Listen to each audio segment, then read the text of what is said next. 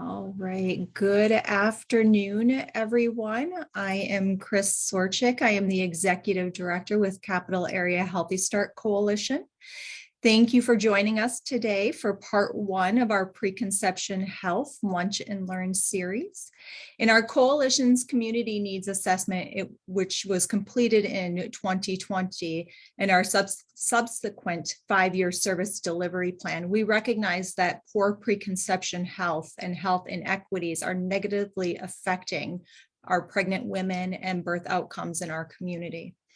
In our efforts to improve preconception health of women and men locally, our community has come together to provide this Lunch and Learn series on topics that are related to improving preconception health. Preconception health plays an important part in pregnancy and impacts birth outcomes. In 2020, data gathered through our fetal and infant mortality review project showed that of the 30 cases of infant and fetal deaths reviewed by the FEMUR case review team, in 73% of those cases, the mother had a pre-existing condition. In today's presentation, we will learn a bit more about preconception health, why it is important, and the relationship between preconception health, COVID-19, and health equity. If you have any questions during the presentation, please feel free to put those in the chat box and we will answer those at the end of the presentation. Please join me in welcoming our presenter, Dr. Joedrecka Brown Speights. Dr. Brown Speights is professor and chair of the Florida State University College of Medicine, Department of Family Medicine and Rural Health. She is the co-chair of the FSU College of Medicine Wellness Committee and an Atlantic Fellow for Health Equity. Welcome, Dr. Brown Speights, and thank you for being with us today. Absolutely. Thank you so much for the invitation. It's great to be here. Great to see a lot of friends, a lot of names that I know and faces that I haven't seen for a long time. So I'll get started. And I'm just going to blast through a whole bunch of information. A lot of you probably know this already, but hopefully we'll get a chance to have a little bit of a dialogue and just stimulate ourselves to move towards equity as we talk about maternal and child health, and especially preconception health. So I'm just going to share my screen. Just give me a second.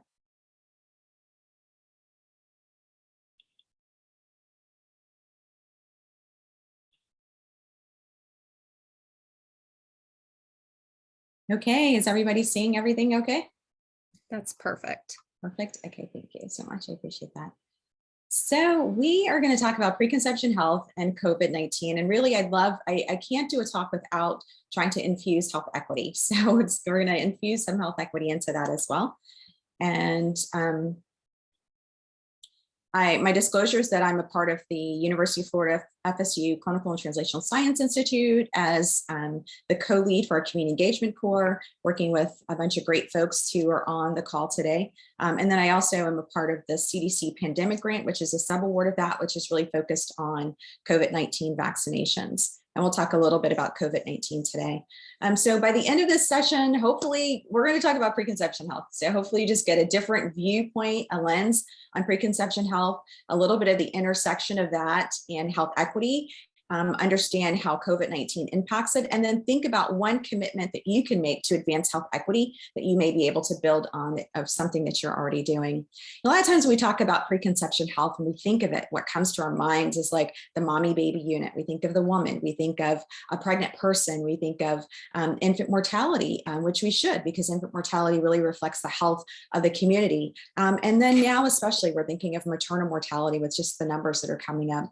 But I've really been thinking about this even more. And some of you that I've worked with over the years through the Maternal and Child Health Equity Collaborative, one of my taglines that I like to think about is healthy moms, healthy babies, healthy families, healthy communities, you know, and a lot of us say that, and I believe it, and it's very true. But I think we should really lean in this moment in time, leaning into not just thinking about the individual woman, not just thinking about the individual person, not just thinking about a reproductive age, but thinking really across the life course, thinking about everyone, thinking about children, thinking about men, thinking about grandparents, and then thinking about the environment that really impacts our health.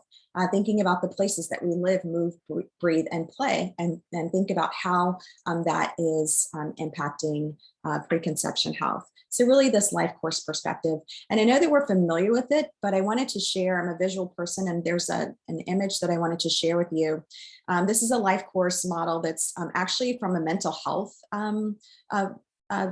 framework.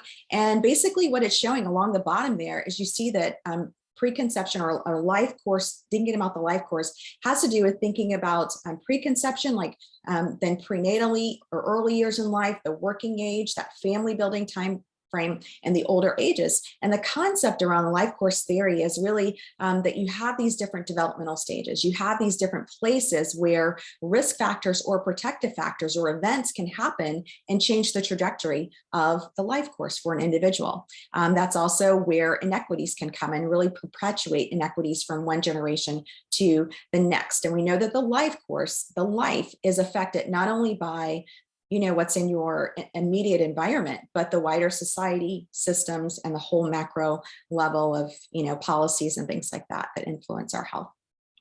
So I just wanted to share a little bit of data. I'm not going to get too much into the data because, Chris and her team's done a great job with the report, and you can get a lot of this stuff online at Florida charts, but I did just want to point out a couple of things. So the maternal mortality rate by race and ethnicity in the United States from 2018 to 2019 is really astounding, and just to remind you, maternal death is the death of a woman while pregnant or within 42 days of termination of pregnancy. And then maternal mortality is the number of maternal deaths per 100,000 live births. And you see that there was an increase, which we really should be seeing things going the opposite way from 2018 to 2019.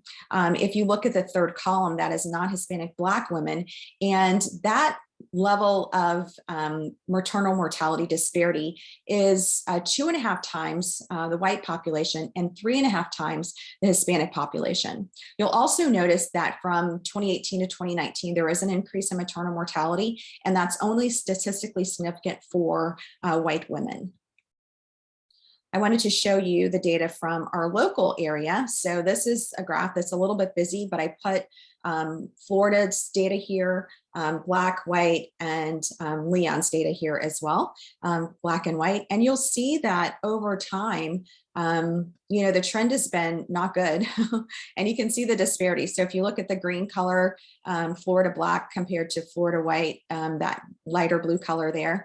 And then if you look at the color here in our area, it's kind of hard to tell, but if you look at the symbols, so look at the circles, that's the Black population of women. And then if you look at these little triangles or diamonds, actually, that's the white population of women. And you can clearly see that the numbers are not where they need to be, and they're way too high. I put the numbers on the side there as well, just to show you Florida, Gadsden County, Leon County, and Wakulla County. In the last 2 years, Wakulla County didn't have any maternal deaths, according to Florida Shots, in 2018 to 2020. This is the infant mortality rate. And I did this in a 3-year rolling average just to show the difference here as well. And actually this is maternal, I'm sorry, this is for the Hispanic population. And you can see the difference, as it relates to the Black infant mortality disparity that really mirrors what's happening nationally as well. So this is the infant mortality rate by race, ethnicity, and this is for 2018. And it's just pretty, the graph is pretty clear that the infant mortality rate, and we know that infant mortality rate is the number of infant deaths per 100,000 live births. And it's infant, the death rate is mortality is the death of an infant before the first birthday, the first 364 days. You can see here for Black infants that it's 10.8. This was 2018. And you can see the difference. It's also high for Native Hawaiian or Pacific Islanders, and also for American Indian or Alaskan Natives. And then you can see the difference in the degree of the disparity. The leading causes of infant mortality with birth defects, preterm deliveries, injuries, like suffocation, sudden infant death syndrome, and maternal pregnancy complications. And this is national data. This is our local data from Florida. And I just have Leon County here. And you can see it's a clear demarcation disparity here, 2 to 2.5 times sometimes a little bit more as it relates to the infant death rate. You see on the left, you can see the Gadsden rates. I also included Leon and Wakulla. The numbers in parentheses are the actual numbers, and the number to the right of the parentheses is the rate. So for Leon County, the rate was 9.1, with that being 80 infant deaths. Too many. This is the Hispanic 3-year rolling average. And you can see there's a little bit of more fluctuation here, but I wanted to show this as well. And, just demonstrate that there's a disparity there as well, and that we continue to have work to do. So I brought this graph back just so you can see the difference, because I think it's just so obvious.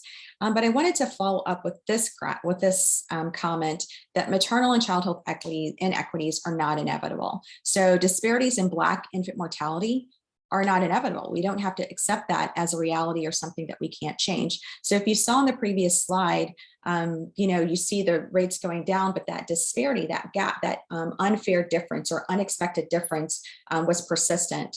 We saw in a study that my colleagues and I, Dr. George Russ, Dr.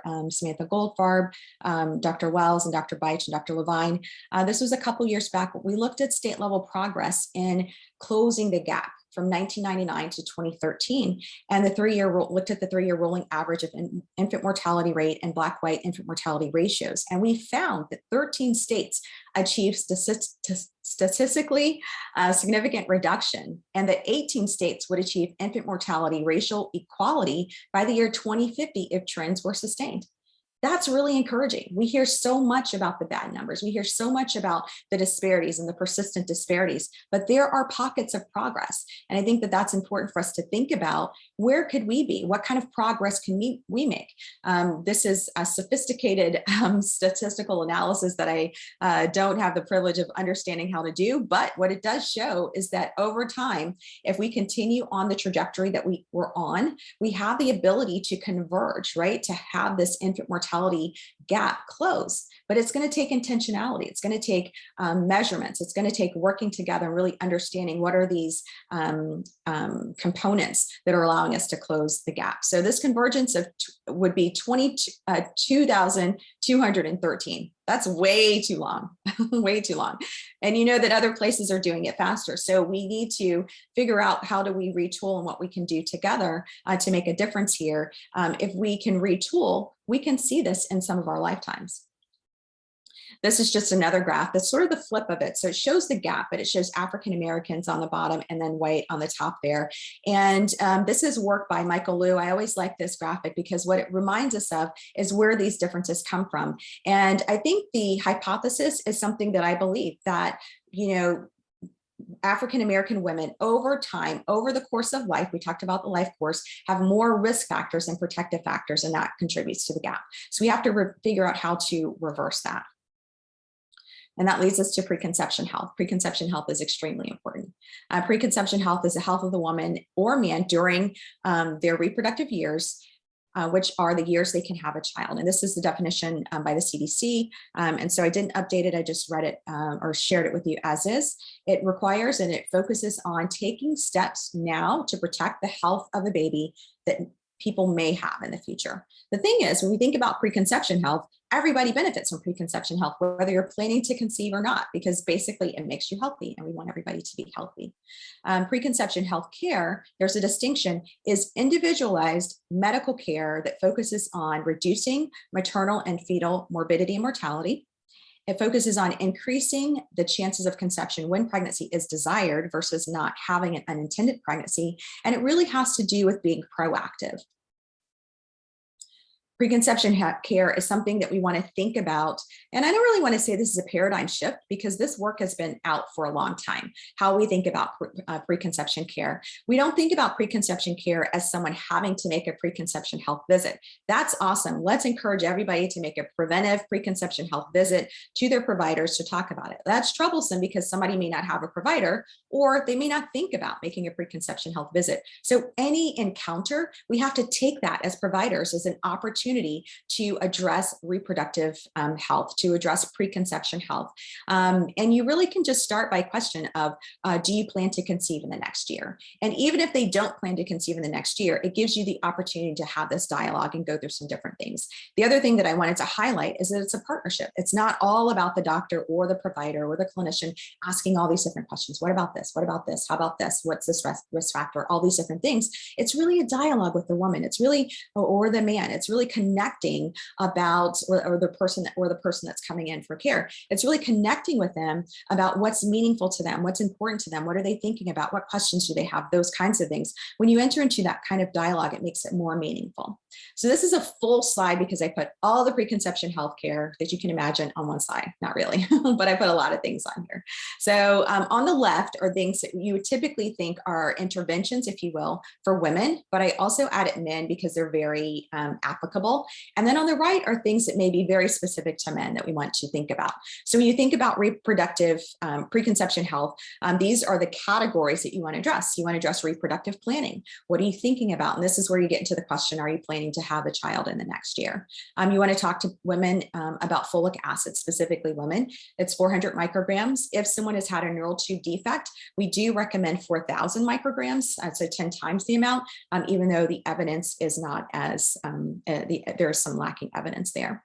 Also, you want to talk about contraception. I mean, some people don't talk about it and don't ask about it because they don't know like what their options are. Maybe they don't like one particular thing. They don't realize there's other options. They may think that contraception will prevent them from ever being able to have a child. So having a dialogue around that is very important. Family and genetic history, also very important. There's genetic conditions that prenatally or preconceptually, there's some things you can do to mitigate it or address it proactively, if you will. So that's a very important history. And then weight.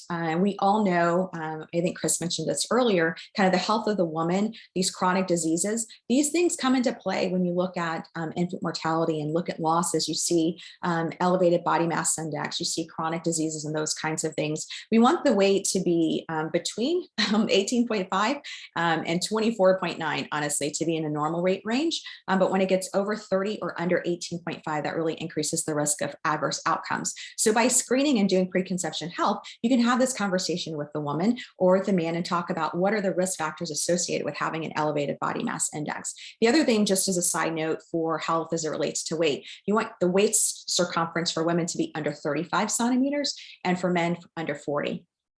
Chronic disease management. We know that high blood pressure is associated with poor outcomes, intrauterine growth restriction, preeclampsia during pregnancy, those kinds of things, diabetes associated with some congenital heart problems, also associated with preeclampsia, depression and anxiety. We know that those mental health issues are associated with poor outcomes. And so we want to be very proactive about these things. The other thing to think about is if someone has these chronic conditions, they may be on a medication that may not be favorable in pregnancy, and they may not think about that, or they may not want to talk about it, or they may not take their medications. So that means they have poorly controlled diseases because they're afraid of what may happen. And if you just have the conversation with them, there's plenty of medications that can be used safely during pregnancy. Of course, a social and behavioral history. You want to screen for intimate partner violence, safety. You want to take a social history related to the environment, housing, having resources. Those determinants of health are important for someone to have a healthy pregnancy. Immunizations are extremely important. We talk a lot about influenza and making sure the Tdap is up to date and that you're immunized against rubella and varicella and all those different things. But now COVID-19 is another vaccine that we have to think about. And I'll talk to you about that a little bit later. Also, sexually transmitted infections. We know that that increases your risk. Certain ones increase your risk for infection in the child, but also preterm delivery. And then physical, emotional, sexual abuse. I talked a little bit about that with intimate partner violence, but you want to screen for those things so that you have the opportunity to optimize the outcome for the woman. You know, when you're talking about men, you don't want to leave men out. You don't want to leave out the male partner because they do have concerns about fertility. They have concerns about contraception. They have concerns about fathering and those kinds of things. And then also there are certain conditions for men that increase their risk for erectile dysfunction, problems with fertility. There's medications that can affect libido, sperm health, and you can read the list down. You might have read it already, but tobacco, alcohol use, certain kinds of drugs can be affect how the sperm actually matures and develops or grows. Exposure to environmental hazards. And sometimes people don't think about this. Oh, how is it going to bother my partner if I am cleaning a gun, or if I'm around lead or mercury, those kinds of things, or have some kind of occupational exposure. Also, stress and mental health are very important for men as well. That could affect the sperm. Also, a man's body weight. If a man is 20 pounds over their ideal body weight, that can lead to an 10% increased risk of infertility in some studies. So all of these things are really important things to think about and also to educate our patients on and have a dialogue about. Then we talked a little bit about genetic disorders, and also something interesting is age. We know that age over 44, the father can increase risk of schizophrenia and autism for the child. This is more of a patient-facing preconception health education or information infographic. And this is from CANAD, Maternal Fetal Medicine. I apologize for the typo there. This is, I like their acronym, Pregnancy Prep. So it's just this really neat thing for people to think about. How do you prepare for your pregnancy? Well, prep, you're going to use adequate contraception. You're going to learn about hereditary things. You're going to schedule regular visits. So this is patient facing. This is all the stuff that I just talked about, but it's from the patient standpoint. I think this ensuring the healthy lifestyle is really, really important. I mean, I think we have a lot of opportunity to talk about folic acid, but also nutrition. What kind of nutrition do people have? People may have food, but the calories that they're taking are not nutritious calories. Physical activity is extremely important. We don't necessarily want to start new exercise programs during pregnancy, so it's a good idea to get people physically active and moving before pregnancy. The other thing is that helps to maintain a healthy weight, and then you also have the opportunity to talk about body mass index. I didn't mention consuming alcohol, but that's something also to talk to patients about. I just thought I would share a couple of things that we know about patterns, if you will, or things that happen during pregnancy or preconception. So 43% of pregnancies among women 15 to 44 were unintended in 2013. And this is data from the National Survey of Family Growth. This is the latest data that we have. Healthy People 2030 has a goal to reduce this percentage. So they're just starting with a baseline to know this is the baseline. Now we'd like to see how we can reduce it. And I think that that's really important. That's almost, and some of the studies you look at will say 50% of pregnancies are unintended. So that's a great opportunity, right, for preconception health to really jump in there and have the woman have a proactive reproductive health plan, or the person have a reproductive health plan. Oops, I skipped too far. So I just wanted to just show this slide really quickly, because I didn't show the overall slide. This slide is broken up. This is births to mothers who were obese at the time of pregnancy in Florida and in Leon County. And I wanted to show the slide because it shows just the trajectory in general of obesity in Florida. And you can see the same kind of trends like nationally and especially in the Southeast. But it's also, there's a huge disparity here. So the top two lines are the Black population, and the bottom two lines are the white population. And this has to do with Florida. And the green line is Florida Black, and then the kind of bluer line with circles is Leon Black. The upper right graphic is the Hispanic population. And then the lower right, I just wanted to show you kind of the state of Florida has a lot of dark blue areas and a lot of different places. The other thing that I noticed here, and I just wanted to point out, and we'll talk about this a little bit, about the importance of thinking about how you associate risk factors with outcomes and how we make differences. So you'll notice that even though the Hispanic population has a larger body mass index, the maternal child health outcomes don't necessarily follow that. So with preconception health, I really think we should look at this through the socio-ecological model lens. And often we look at clinical risk factors near at the time of conception. We look at what's high risk, what are these risk factors, how do we mitigate the risk factors? But what if we looked at risk factors more broadly? What if we looked at them over the course of life, as I mentioned? What if we looked at addressing outcomes and prevention in the social and community context in which women live, work, move, breathe, and play? What if we looked at it from a multifactorial, multi-level framework and include, of course, the critical level, which is the individual level, but go beyond that level to the social and community context? And I think a lot of you on this call today are doing just that thing. Some comments from this paper, and I actually just quoted, I'm quoting them directly. I didn't put them all in quotes. I should have italicized it. But this is a paper from Kramer on changing the conversation, applying a health equity framework to maternal mortality reviews. And you could probably apply the same framework, even though this paper didn't address that, to infant mortality reviews. But really thinking about individual level factors alone isn't adequate for effectively reducing population level health disparities. We have to think bigger. We have to think about individual maternal mortality factors, but we have to think about what are some of the higher level things? What are the frameworks that we need to look at to address these systems issues? We have a lot of systems issues. One of them has to do with racism and sort of institutional and structural changes that changed the economy for people, that changed where people could be, like segregation, where women live, where they work, where they play, and those kinds of things can lead to poor health outcomes. Also, the experience of racism over the course of life. And we talked about the life course. We didn't specifically talk about early stressors, but we know that adverse childhood events and stressors early in life contribute to disparities. And then differences in economic and educational opportunities certainly contribute to disparities. This is a slide that I really like. It's kind of busy, but basically it's saying the same thing, just in a graphic format, but looking at life, looking at maternal health, if you will, over the course of life, you know, and you have things over the course of life that impact your health. The things under the line where you see cardiometabolic health, neuroendocrine health, immunoinflammatory health, those things, have you ever heard the terminology where people say, how does racism get under the skin? How does it affect, people's health? Well, it's through these things that are kind of under the line, under the skin, stressors, chronic stressors, and dealing with different things over the course of time impacts your genes, impacts your health, impacts how you experience health. Then you've got the things sort of above the line, if you will, the general health environment, the reproductive health environment, the behavioral health environment, the transportation environment, the social environment. All of those things either create constraints for the woman or they create opportunities. And these are what people call the fundamental social determinants of health. These are all sort of influenced, if you will, by that bigger crescent of policies and those kinds of things. And I think it's important for us to think about this in a broader sense when we're thinking about preconception health.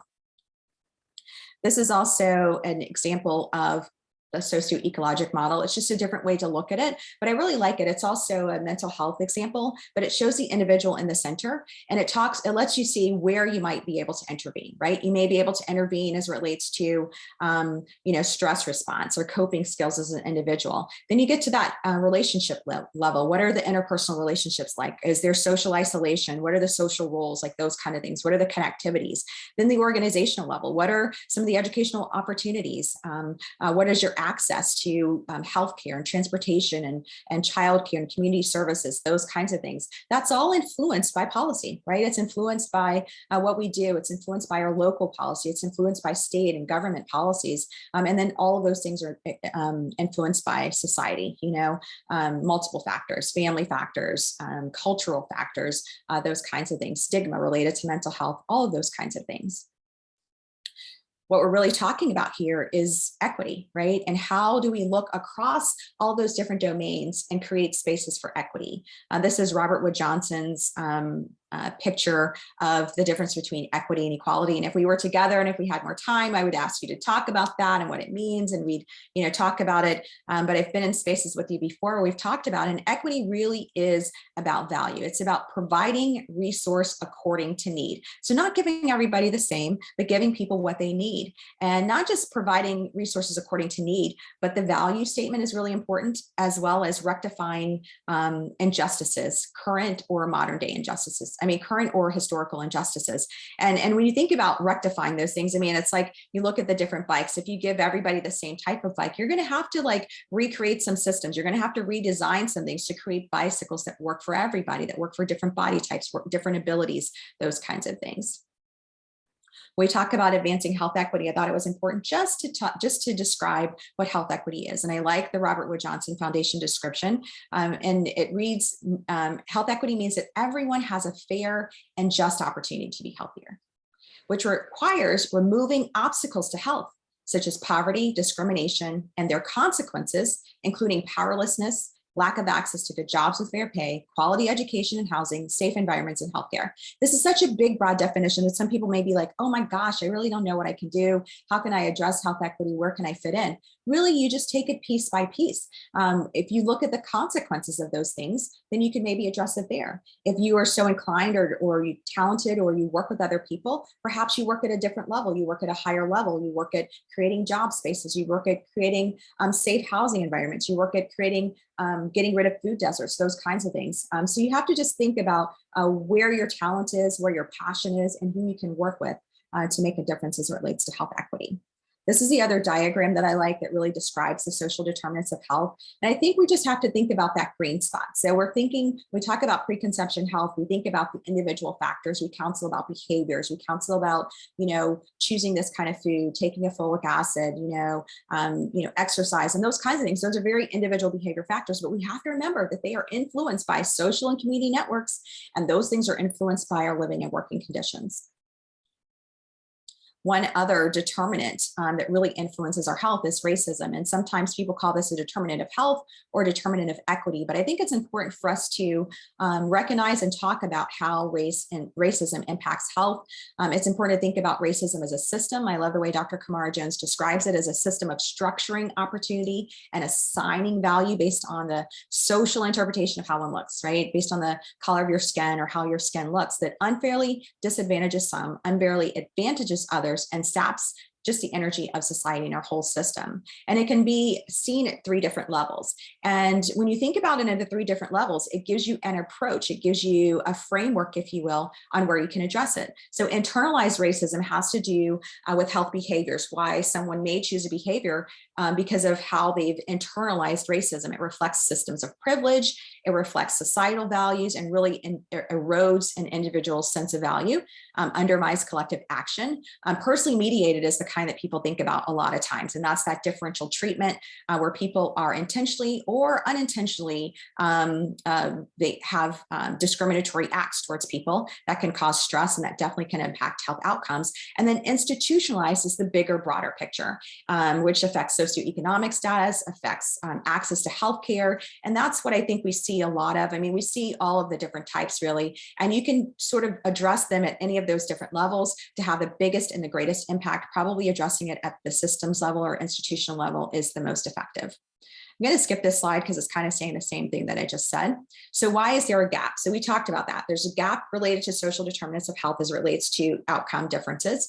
There's a gap because of stress over time. You may or may not have heard of weathering, which is this chronic stress, what we call an allostatic load that really changes even the DNA, the telomeres, the length of life. It increases catecholamines. There's a lot of different things that happen over time that increases the risk for African-American women experiencing poor health outcomes, hypertension during pregnancy, and those kinds of things. And then there's just the general factors that we've kind of alluded to around differences in the quality of care received within the health system. So as we think about preconception health, we don't want to just give preconception health care to people who seek it.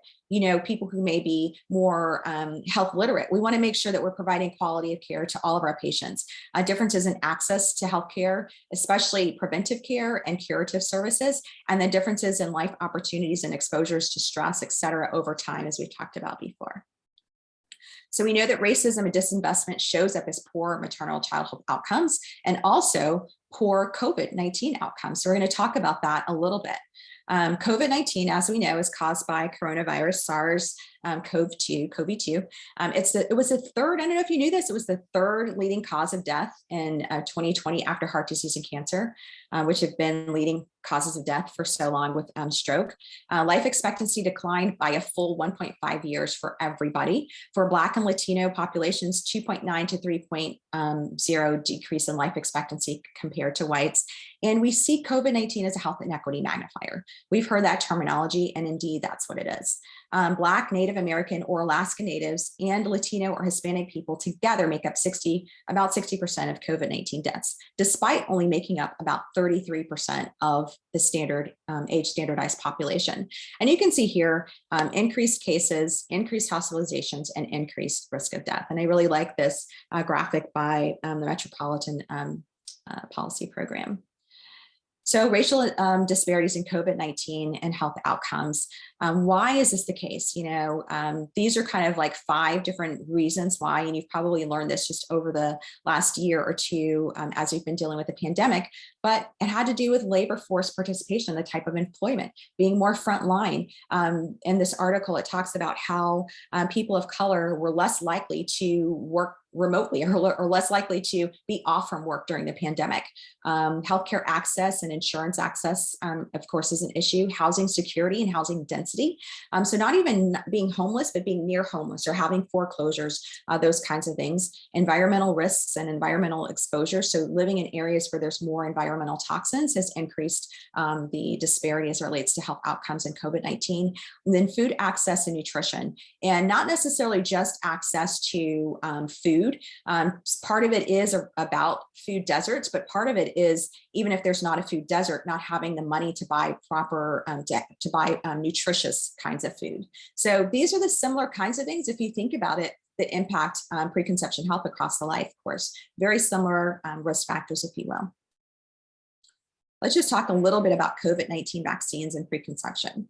So the American College of OBGYN gave a practice advisory. And one of the things that they updated in the practice advisory was a preferential recommendation for the mRNA COVID-19 vaccine over the J&J vaccine for the primary series and booster for persons that are pregnant and lactating. They do recommend that other OBGYNs and women's healthcare providers lead by example. We all recommend that. I got my vaccine to be a good example for my patients. And then you want to encourage your patients and others to lead as well. And then all individuals age 12 and older who receive an initial COVID-19 vaccine should get boosted. COVID-19, we know, is caused by SARS-CoV-2. People who are pregnant or recently pregnant are at increased risk for severe illness from COVID-19 when compared to people who are not. So the risk is low overall, but there are more people that are pregnant with COVID are more likely to be cared for in the ICU, more likely to need a ventilator, and more likely to die. So, we talk about vaccines a lot when we are talking to people about preconception health. We want to talk to them about vaccines and even during pregnancy. We know that COVID-19 is associated with increased risk of preterm delivery as well as increased risk of stillbirths. So as we're kind of wrapping up here, and I don't know if we have, I can't see the chat, but if you want to chat and if you guys want to tell us, Simone, if you want to let me know if there's anything in the chat. The question, I'm going to ask you this question and then we'll go to the next slide. So should I get a COVID-19 vaccination if I'm considering pregnancy? Are there any recommendations about that? Should people hold off? Like, what do you know about that?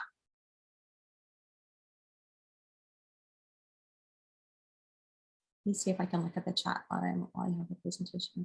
I would say yes, Dr. Brown Speights. It can prevent a spontaneous abortion if a person is pregnant. Yes, you should.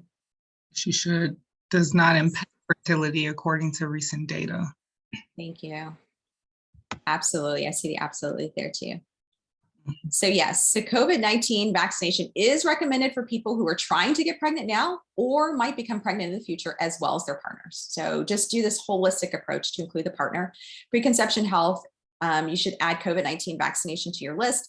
Don't forget to still encourage mask distancing and hand washing. And there's probably lots of conversation to have around that, but I am still encouraging that for patients.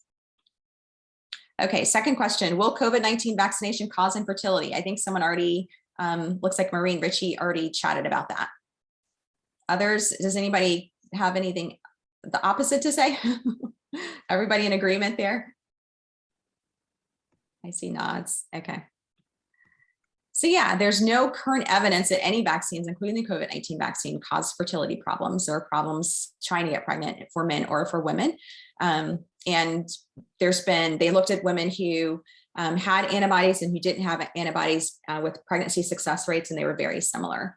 There was a strong statement by the American Society of Reproductive Medicine, ACOG, and Society of Maternal Fetal Medicine in a joint statement recommended or said that infertility is not an issue as it relates to the vaccine.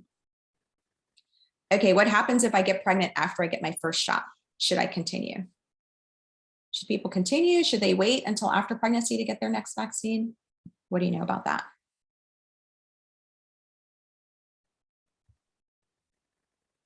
It's kind of silent. Not contraindicated. Don't wait. Thank you. Hi, Betsy. Continue. Thank you, Dr. Close. Okay, yes, so you could definitely continue. So if you get pregnant after the first shot, get the next one, and you should get your second shot, to be as protected as possible. As you all know, there's a vaccine safety program, Be Safe, and there's lots of data that we're collecting and gathering.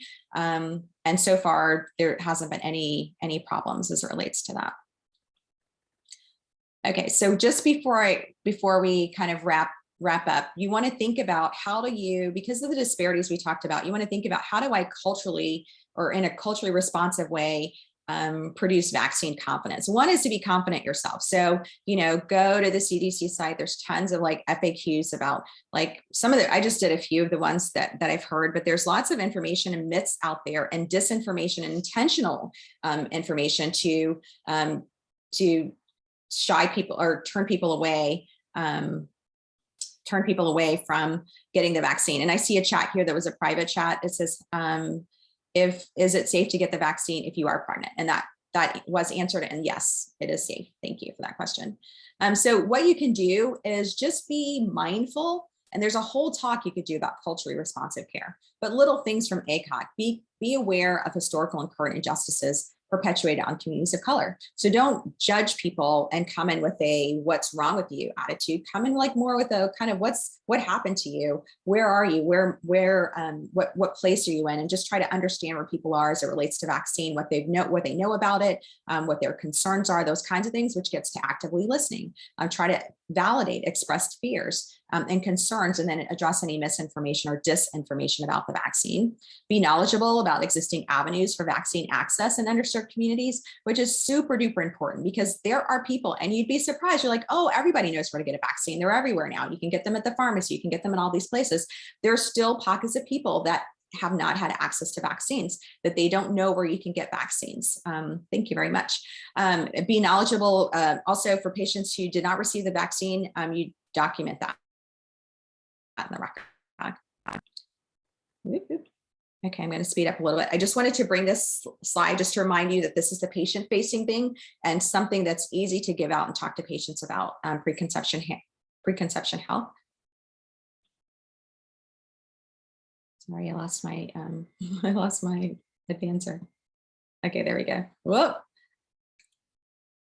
Sorry, it advanced too fast. Okay. So when you think about what can you do, so we talked about, talking about vaccine confidence. We talked about preconception health. I'm not going to go over it again because I talked about all those different areas that you can focus on. You can also, when you think about the bigger picture, I alluded to it, think about collective impact. And a lot of us are doing this. Think about a common agenda, shared measurement, mutually reinforcing activities, continuous communication, and a backbone support organization to really help us move forward as it relates to collective impact. Some other examples of approaches that can address preconception health and things that are happening. I mentioned the study earlier that Dr. Rust and Dr. Goldfarb, et cetera, and I did a couple years ago. This is just another study that I wanted to give as an example of showing that you can make a difference. So we know that diabetes is associated with malformations, and it's especially worse if there's poor glycemic control in the first few weeks of life. But there was a program promoting preconception counseling in Maine, and this is 10, 20 years old, but it did demonstrate that, that you could do a statewide program, that you can do an education program, a provider-related program that can improve health outcomes for women that have diabetes before they get pregnant.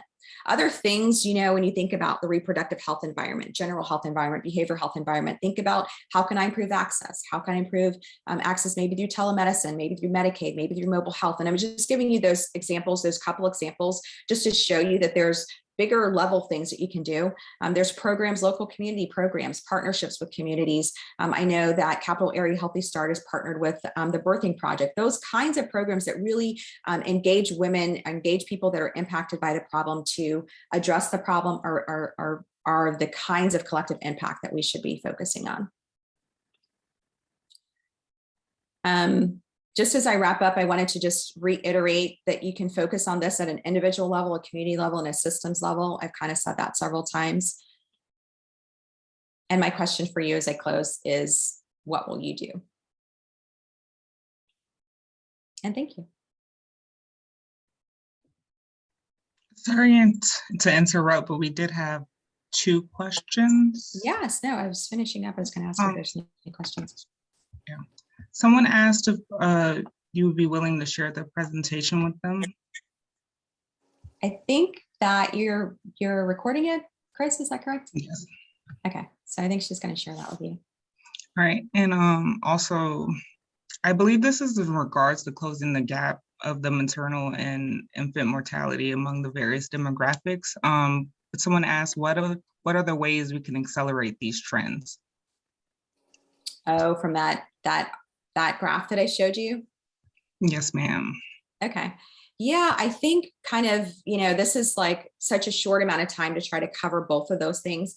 But I definitely think that working together, using that collective impact framework is really important. I also think that really gathering some data, because like I was saying before, like we look at the health of the woman, or we look at these different things that we're like, well, I think this is the reason why women are having poor outcomes.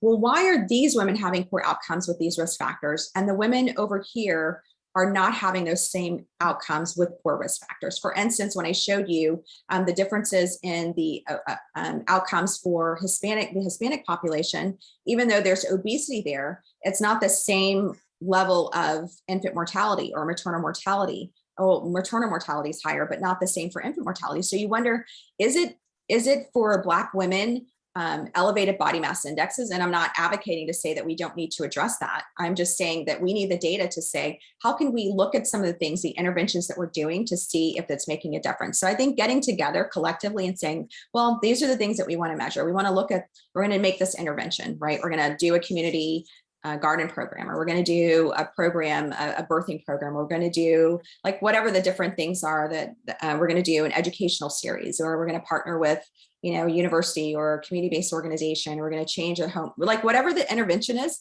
then you want to put that with some measures to see if you're making progress, and then having data to respond to. So Dr. Rust, I like the way he says it. He calls it rapid cycle feedback. So you kind of try some things out. You see, is this working? And then you test it. Is it working? If it's not working, then you like readjust and pivot to like kind of think about what might be a good approach. And if it is working, then you think about how can you expand it and continue it. Hopefully that answered what you're talking about, what the question was. Yes, thank you. You're welcome. Thanks for the thanks, everybody. It was great to be here with you. So Dr. Speights. Miss Maisha, hi. Yeah, I had a question. I know you was talking about the differences in African-American women, why their numbers are so high, even though the conditions are similar. But what the stress factor, typically that's what I encounter a lot with lots of the women that we talk to. It's the trauma, it's the stress, it's the things that they have been sort of like ACEs, the things that impact them all their lives. And so when you look at the social determinants of health and you talk about the work that was done with unnatural causes many, many years ago, it's still prevalent in our community. Yeah. So could you speak to that a little?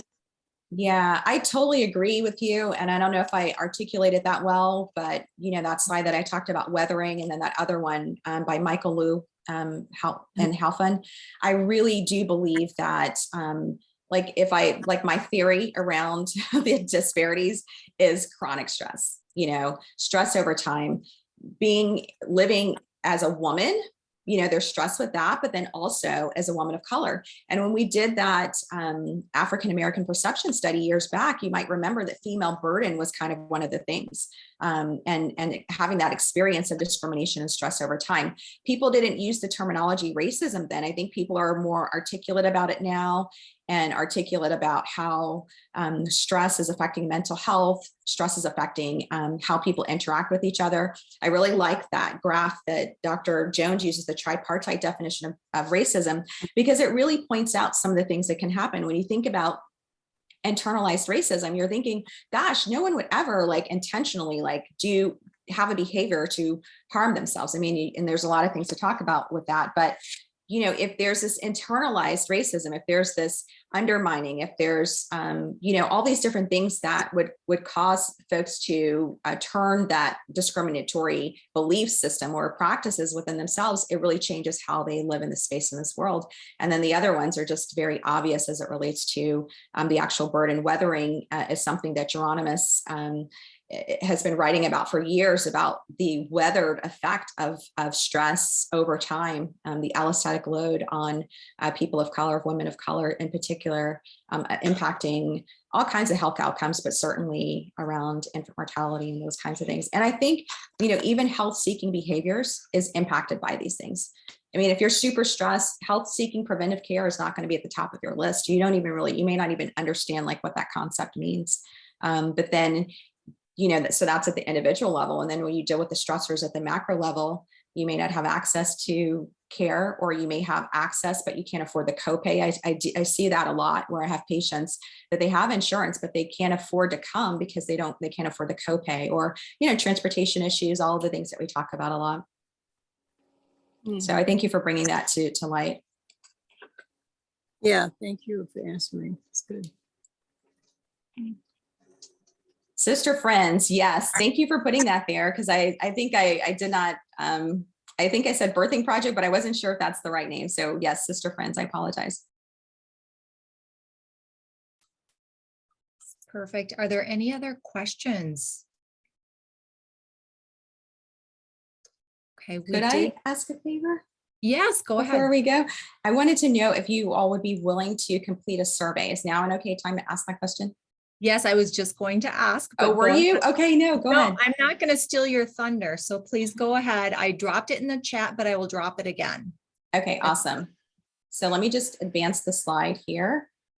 So we are the project that I was telling you about. Miss Maisha is one of the leaders on that project. Dr. DeLeon is one of the other leaders on that project. And then we have a whole team, Dr. Ralston, there's several of us, Dr. Eugenia Milliner, Dr. Flynn, Dr. Matthias. I don't want to leave anybody out, but I'm trying to think quickly. But we have a project where we're really trying to increase vaccination awareness as well as vaccinations in our community, especially as it relates to racial ethnic disparities. And I showed you the really stark differences in outcomes, including life expectancy changes and those kinds of things. So we are trying to get a perception. This is working with UF and a bunch of folks across the United States, and getting perceptions in our local community. We want data in our local community so we know how to respond. What are people thinking about COVID-19? What are you hearing? What are the barriers? Those kinds of things. So if you could take just 4 minutes to do this survey, you can use the QR code here.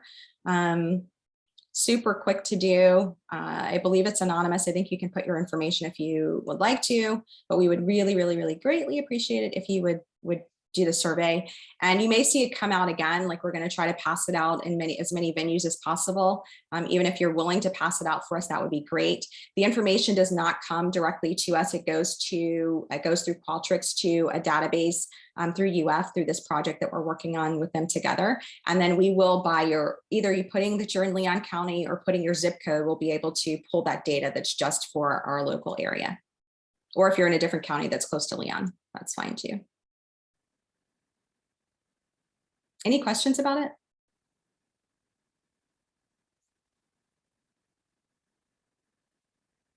Thank you. Miss Maisha, do you want to make any comments about it? I think this is good, and it looks very clear, and it doesn't. Well, one thing you said 4 minutes, this says 7 minutes. Oh, does it? Yeah. Guess it depends on if you're a ponderer and how fast you click. But the best thing is you can still do it after the session is over. So people can Yes. read it. Oh, that's Thank good. you. Mhm. Do you all know how to do the QR code? I didn't for a long time. I mean, I have known now for a long time, but at first I didn't. Yeah, just use your camera, take a picture, click. There it is. It's on your phone right away.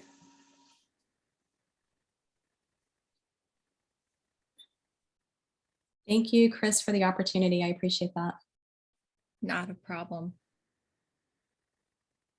I do Thank want you. to take this time also to thank everyone for joining us today. Thank you, Dr. Brown Speights, for presenting. I see Dr. Harrison, you have your hand up. Hey, I didn't realize that. I'm sorry. Wait I a think minute. that's my hand. I Oh, believe it's I don't showing know my- how he got into my, hey. I apologize for that, but I did have one question about the QR code. For those individuals that are watching or listening on their phone, do we have an option to I guess take the quiz afterwards? Could that be sent out virtually? And we can, I guess, because I am on my phone, my cellular device right now, and I'm unable to take it. Absolutely. I will email the survey out with the recording from today. So you will see that probably early next week. Thank you. All right. Thank you for joining us today. Thank you again, Dr. Brown Speights, for presenting to us. Always such an educational time to listen to you. Thank you so very much. Okay. Our next Lunch and Learn, we are going to continue our series. Will be held on March 4th. We will be talking about nutrition and the importance of good nutrition for a healthy pregnancy and a healthy baby. Our presenter is going to be Miss Daikebra Gaskin. Sorry, Daikebra, Miss Daikebra Gaskin. And the flyer, I'm going to drop that flyer into the chat. You can go ahead and register today. We will also be mailing that out, emailing that with this recording as well. Thank you again, everybody, for joining us. I hope you all have a wonderful and restful weekend.